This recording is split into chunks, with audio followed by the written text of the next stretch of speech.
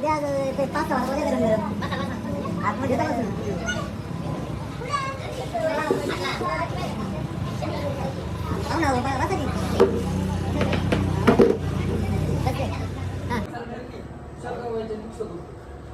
रामकृष्ण हरी.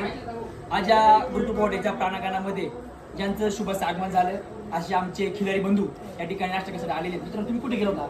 आम्ही प्रथमतः अक्कलकोटला गेलो होतो.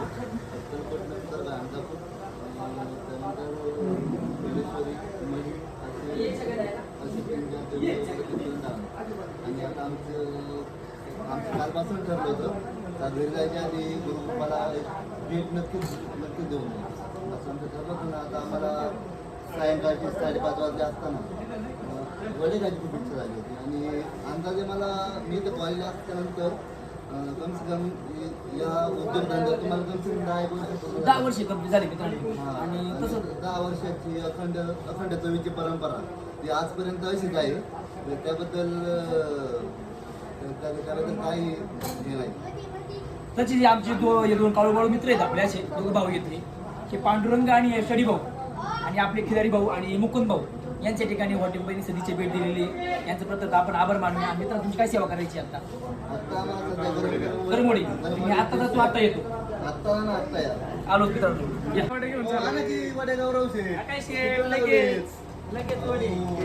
काय कांदा मिरची आहे का नाही? हे काय लाल मिरची, हिरवी मिरची, नका स्टडी भाऊ आणि बघा आरची आहे गरम घ्या रे बरं. लाल मिरची दिली मस्त पैकी गरम.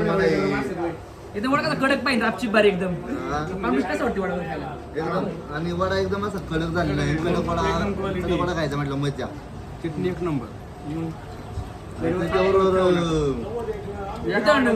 आपल्या वॉटरची माशी कस्टमरला आपण देतो कवळी मिरची, यासोबत लाल मिरची आणि त्यामध्ये अनलिमिटेड कांदा आलं तर कस्टमर या ठिकाणी खुश होतं. त्यात आपल्या फिल्टर कूलरचं पाणी मित्रांनो बिस्लरी घ्यायची गरज पडत नाही. पण मित्र या ठिकाणी दमू ठेवून आलेले ते फिरायला गेले होते पिकनिकसाठी. त्यांनी निर्णय केला होता आपण नाश्ता करायचा तर जुन्नर तालुक्यामध्ये गुरुपोटलाच नाश्ता करायचा. त्या ठिकाणी मुकेश भाऊ आलेले. मुकेश भाऊ, तुमचं गाव कुठलं? जालना. तुम्ही कोणाचे मित्र नक्की? यांचे का यांचे? कसं वाटतं म्हणजे आल्यानंतर? अरे एक नंबर. एकदा आला तर तुम्ही पुन्हा याल का? नक्कीच. याच्याबद्दल टेस्ट घेतली म्हणूनच परत आलो. तुम्ही याच्या अगोदर आले होते का? किती महिने बोला तुम्ही याच्या अगोदर? 3-4 महिने. तोंडात अशी रसवंती मिळली होती 6 महिने हॉटेलला जायचं वगैरे असं काही ठरलं होतं ना? तुम्ही काय म्हणता माऊली? नेहमीच झालेलं आहे. आम्ही 6 वाजता उठून माणसाला बोलून घेतो मिसळ खाण्यासाठी. पण हे मित्र असे की पुण्या ठिकाणी ते कामासाठी कार्यरत आहे. तर त्यांना मिसळ खायची झाली होती 2 महिन्यापूर्वी आणि त्यांनी 6 वाजता मला सकाळचं कॉल की आम्हाला मिसळ खायची.